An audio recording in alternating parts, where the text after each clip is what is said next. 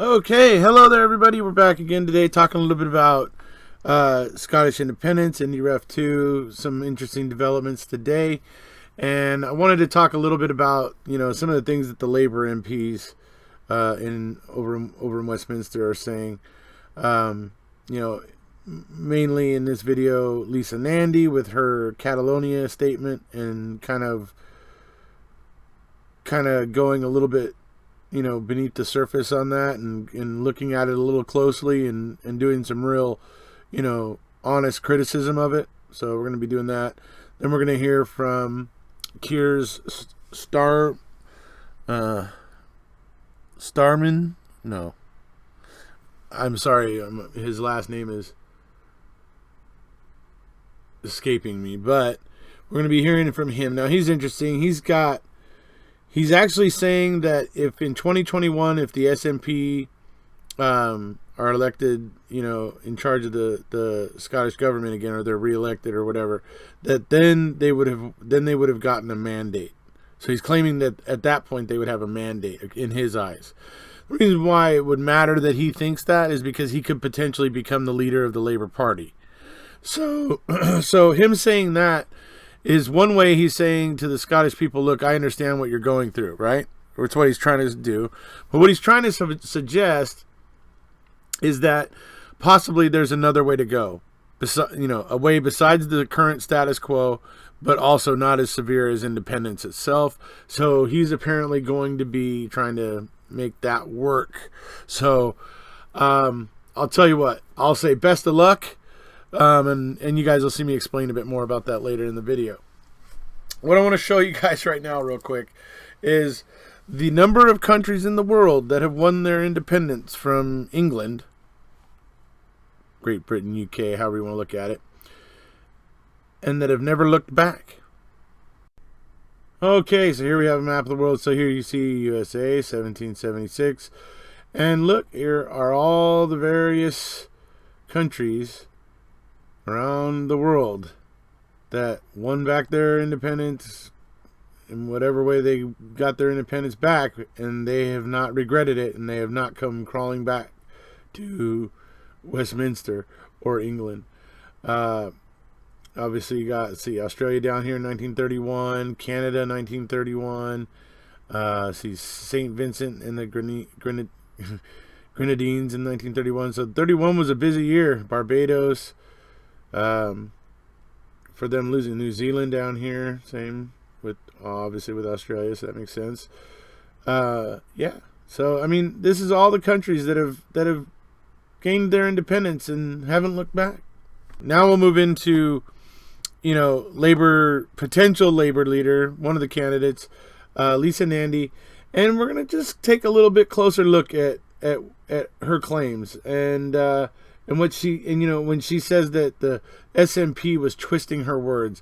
Let's examine that. If there was really any twisting at all.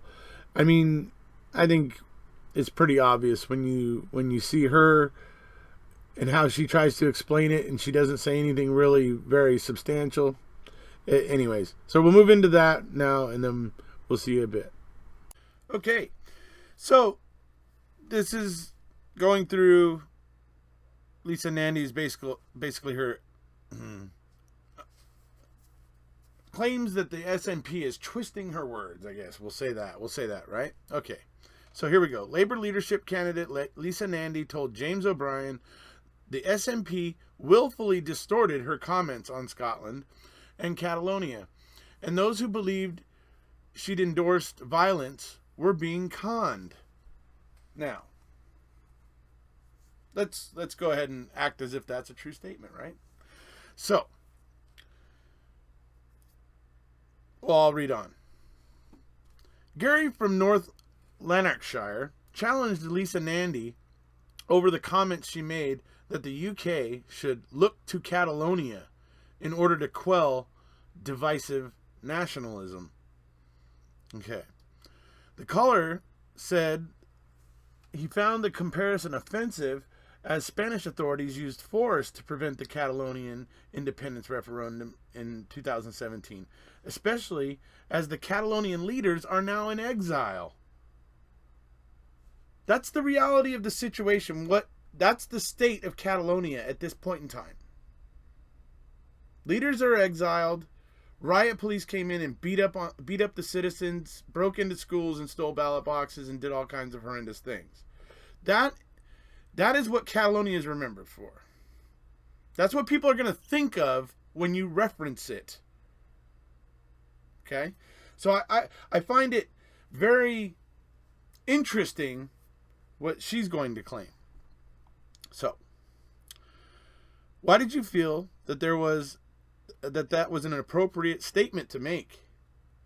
This is what he asked Lisa. Lisa said she condemned the actions of the Spanish right-wing government, and her comments were willfully distorted by the Scottish National Party. Now, once again, I just pointed out, if you mention Catalonia, what most people are going to think of, right? And she's claiming that the SNP is willfully twisting her words. That's her claim. Yeah, so, all right. What I actually said was, in Scotland, we have not understood how to deal with populist nationalism. Now she's changing her word from divisive nationalism, or narrow divisive nationalism, as she originally put it. She's now changing that to populist nationalism now. Okay? And that is a very particular issue that has arisen in Scotland that UK Labour in particular has struggled to understand and deal with, she said. What she's basically getting at is her original statement. She said they're getting beat by the polls, or they're getting beat in the polls. In other words, people are voting for their nationalist MPs instead of Labour MPs, and she was basically whining that they're losing. Right? Okay. When I referenced Catalonia, I referenced the peaceful struggle that socialists had waged in Catalonia in order to advance the cause of social justice and to resist the idea of nationalism as the answer to the problems that the people face there, said Miss Nandy. Of course I wasn't talking about using violence. Wait, what? Okay, so you expect when you reference Catalonia, okay, and what the UK should do to deal with narrow divisive nationalism, which is what you first said originally. Now you're changing it to populist nationalism. But the point is you thought this is the way you referenced Catalonia in how the UK should deal with narrow divisive nationalism, as you originally put it. What do you think people... I mean, did you honestly think that people were going to think back to a movement by the Socialist Party in Catalonia that obviously we don't know how effective or ineffective it was? Because the riot police were brought in and beat up the citizens of Catalonia, broke into their schools and stole their ballot boxes and did all kinds of other messed up crap. So that's what people are going to remember, not this social justice, resist the idea, of nationalism, whatever. That's not what people are going to think of. Did you honestly think that's what people were going to think of when you reference Catalonia? I mean, yeah, that just strikes me right there as just like completely just, I don't want to call her a liar, but it strikes me as an untrue statement. It strikes me as she's now trying to change and backpedal on what she originally said. And she's trying to now use different words like populist instead of narrow divisive and, those sort of things, right? Okay. It is absolutely ridiculous to suggest that a Labour MP would do that. And one of the things that has happened very quickly is the Scottish National Party decided to seize on this in order to willfully distort those comments, she said. It's something we've seen them do over and over again to exploit the politics and grievance in order to maintain the focus on the independence question. Well, that's what their party's about. That's what their party's, that's what they're for. That's in their marching orders. is what they're about. So is that a real surprise? And then they get voted in by the Scottish people in vast majorities. Again, do you think this happens by accident? Lisa Nandy said the SNP are trying to find any way to prevent the country from pulling together and moving forwards. Well, that's because they were lied to in the 2014 referendum. They were told they would be an equal. They were told all these things that ended up not being a least bit true. They were told that they would remain in the EU, that their best chance of remaining in the EU was remaining in the UK, right? All those things. Okay. James asked Lisa Nandy if she was implying that the caller Gary is being conned by the SNP, to which she said, absolutely. It's not the SNP that's doing the conning.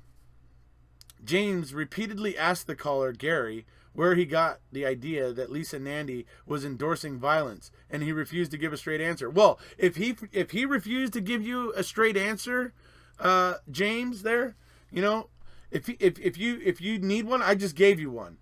Okay? Nobody is going to think of this movement by the socialists in Catalonia, because what ended up happening there is independence was quelled by basically the boot heels of the state. Riot police, you know, shameful thing. That's what people are going to remember and think of when you reference Catalonia. So yeah, I find her statement disingenuous. Okay? Yeah. Ask me. I'll tell you. Miss Nandy explained again why she made the comments she did, and said she was absolutely clear in her interview. Okay, no, you weren't. You used narrow divisive nationalism in your first interview. Now you're using the word populist nationalism. So you can't even keep your story straight. So quit trying to tell everybody that the SNP is conning anybody, because you're the one that can't keep your story straight. Right. Okay, moving on from Miss Nandy, we're going to move to another member of the Labour Party there in Westminster. And he's one of the people that is looking to head the Labour Party in the future. He's, you know, one of the potential leaders for the Labour Party. And so we're going to see a little bit of what he has to say about Scottish independence. I think it's kind of interesting. Now, all right, this guy here, Keir Starmer, is a little bit interesting, actually.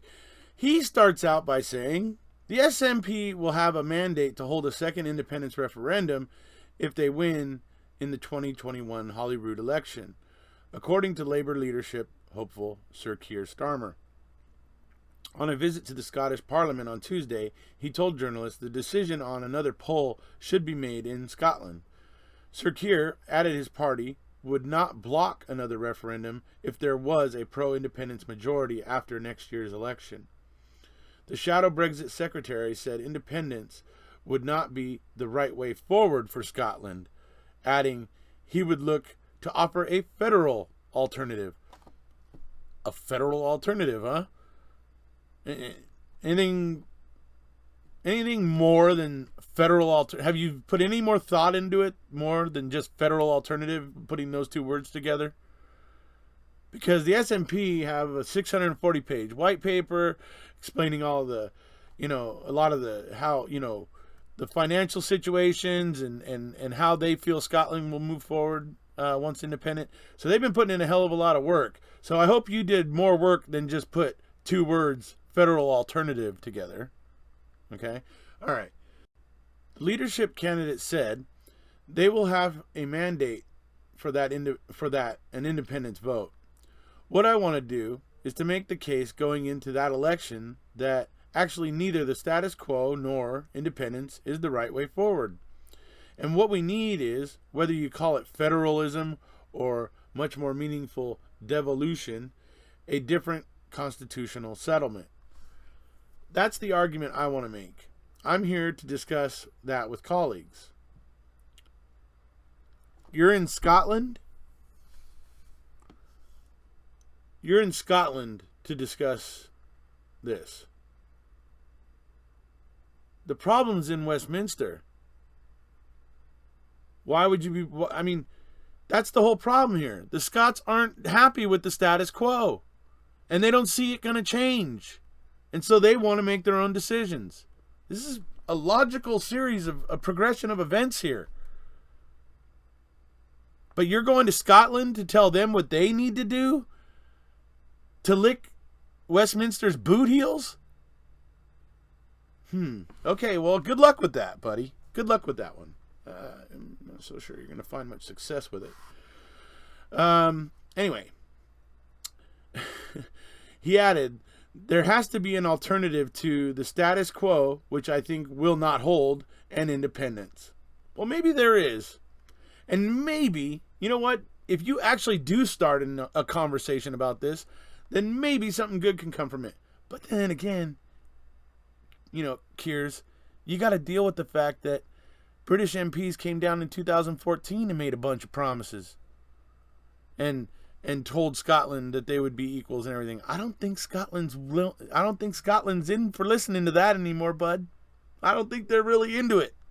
I don't think they're going to believe anything you or any other Westminster MP has to say.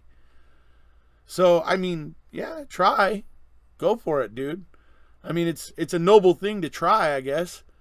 But you got to understand, if you're expecting the Scottish people to suck it up and lick Westminster's boot heel so that the UK can be stronger, I think you're not going to find much success with that. That's just my honest opinion. Sir Keir later told journalists he did not believe the Scottish government had the electoral might to hold a vote now, saying he hasn't seen the polling data. That would suggest otherwise. He also reiterated his belief the Labour Party should not impose anything on the Scottish Party. Do you kind of get the feeling like he maybe was making this statement because after Lisa Nandy's comment about Catalonia and everything, that he wanted to try to create some distinction between himself and Lisa, and even Emily Thornberry, who was like chanting "I hate the SNP" like it was a seance just recently. But anyway, so that he believes the Labour Party should not impose anything on the Scottish Party. The Holborn and St. Pancras MP said it was important to ensure we have everything done by agreement in conjunction with Scottish Labour and a much stronger and closer relationship. Yeah, that was all said before, dude. It was all said before. I don't know if you're going to have much luck with that. The leadership contenders' talk of federalism seemed to align with Scottish Labour leader Richard Leonard, who in recent weeks has spoken out in support of home rule for Scotland, a position reminiscent of the devolution Max touted before the 2014 referendum. And you know what? If the Scottish people agree with it, then I obviously will agree with it. But, you know, like I said, I don't know that the Scottish people are going to want to be listening to anything, you know, about how, oh no, we're all going to work together, better together. You're better with us. Yeah. No, they're probably not going to go for that this time, guys. You know? Just saying. On Sunday, fellow leadership candidate Emily Thornberry told a hustings she hates the SNP. Sir Keir was unequivocal in his response, saying, I don't hate the SNP. I don't hate any political party. For me, it's about winning. It's not about hating other politicians and political parties. Well, that's a fine thing to say, and if in fact it's true, that's a good thing. Because obviously, it's not about hating each other. It's about, like he says, winning and winning the democratic will of the people and being able to move forward on the democratic will of the people. So, I mean, like I said, I think what he's suggesting is great in theory. I just don't think that the Scottish people are going to swallow it. I don't think they're going to give any Westminster MPs, any kind of credit or anything. I don't believe they're going to listen to anything that any Westminster MP says. So that's just my thoughts on it. All right, so that is some of the interesting goings on with the potential leaders of the Labour Party in Westminster. Obviously, Keir is an interesting dude. I'll be intrigued to watch him and see if he finds any measure of success in his aims. And more than that, to determine how genuine he is in his claims, or if he's just giving lip service. So, anyway, he just strikes me as somebody I'm going to kind of keep an eye on, just to see if he ends up being full of it or if he actually means it. So, even if he means it, I still think he's probably not going to meet with much success, but that's another side issue for a later date. Okay, so moving on to what happened today. So what happened today is the Scottish Parliament voted on two things. One of the things you're going to see in this article. The other thing was they voted to keep the EU flag flying at Scottish Parliament, at the Scottish Parliament building, basically. So they voted to do that. They also also voted in favor of holding a second independence referendum. So, all right, I'll go ahead and move into the article, and then we'll come on back.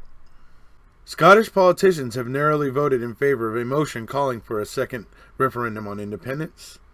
The MSPs at Holyrood have voted by 64 to 54 in favor of a fresh vote so that the people of Scotland can decide whether they wish to be an independent country. Scottish First Minister Nicola Sturgeon has insisted it is necessary as the only way that Scotland can be part of the EU. She warned that the consequences of Brexit, saying, given what the Tories have in store, proposing a further decision on independence isn't simply legitimate, it is necessary.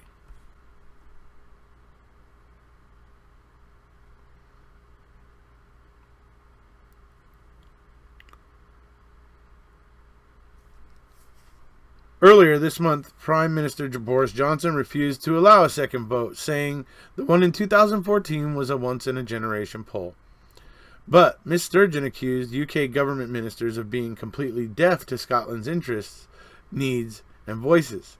She added that their vision of the UK post-Brexit was driven on part of some by jingoism and xenophobia. Wednesday afternoon's vote now calls on the UK government to reach an agreement with the Scottish government on when and how a new ballot will happen. 2/3 of voters in Scotland voted Remain in the Brexit referendum, but they will still leave the EU with the rest of the UK on Friday.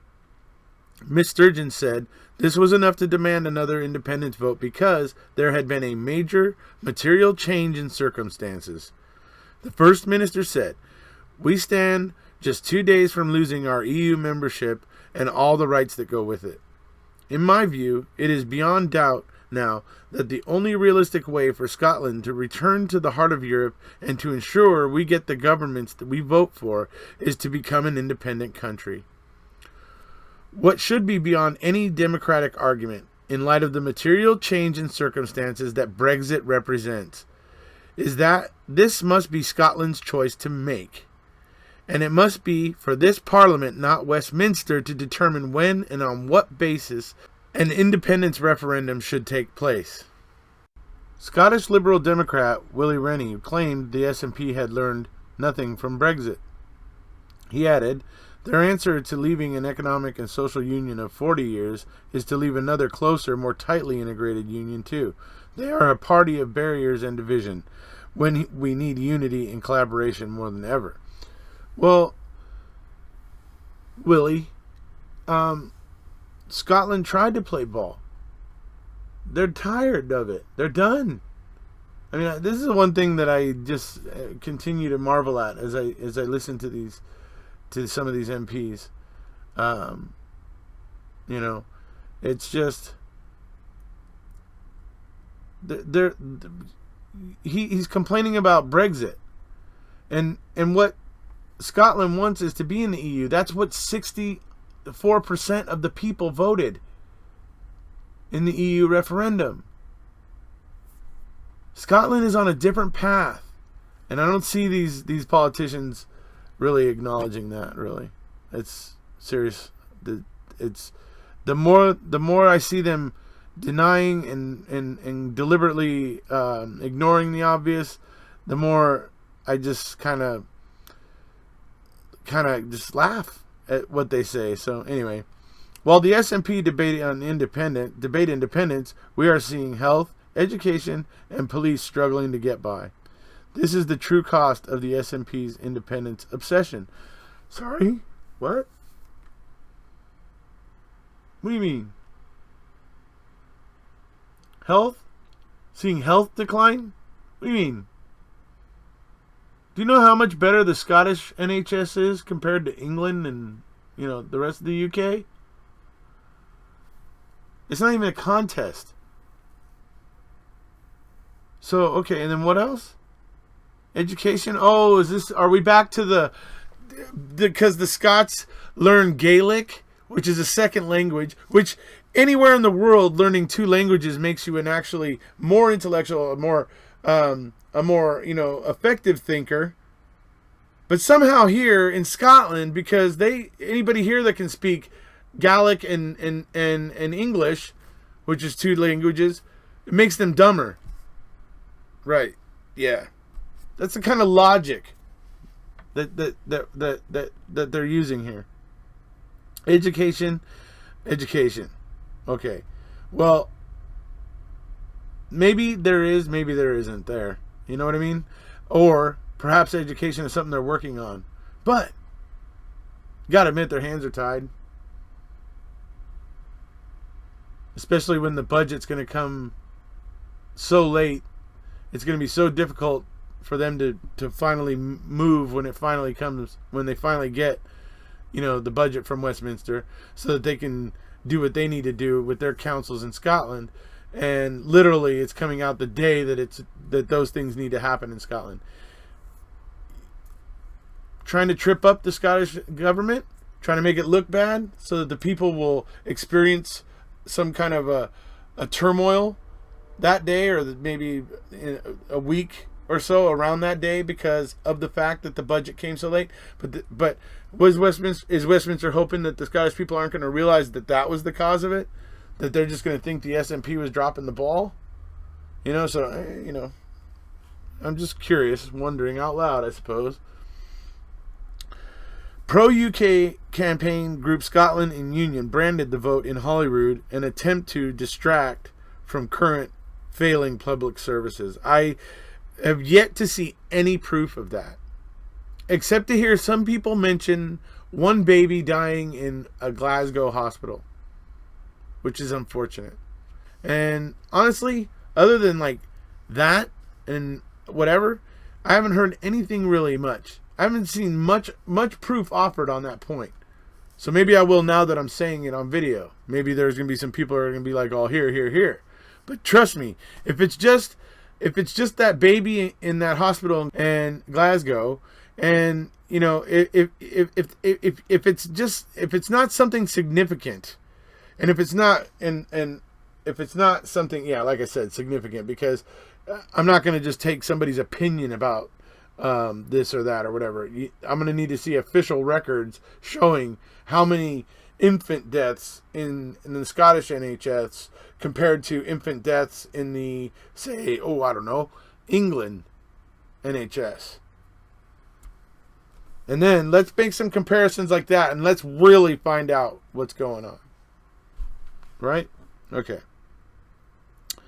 Chief Executive Pamela Nash insisted the vast majority of people in Scotland do not want a divisive second independence referendum.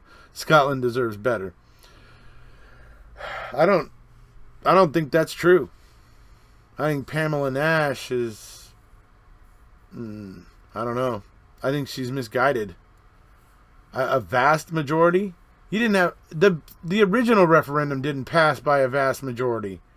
And since then, one of the lies that was told to the Scottish people so that they would vote no was that being in the UK would solidify their membership in the EU.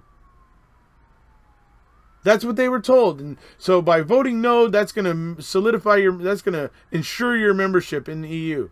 How's that turned out? I mean, go on ignoring the democratic will of the Scottish people. And keep saying dumb stuff. Like, look to Catalonia.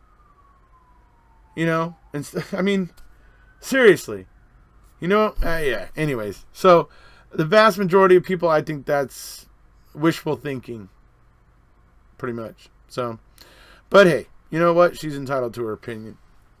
Anyways, that's what's happening today. I'm assuming we're going to be hearing, hopefully tomorrow I'll be able to put up something with some of the clips that are going to be going on in Parliament here tomorrow and probably the next day.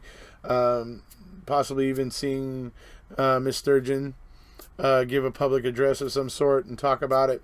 So I'll put something together when that all happens and continue to watch this with interest. So, hope you guys enjoyed it. If you haven't already, please hit subscribe, and we'll see you.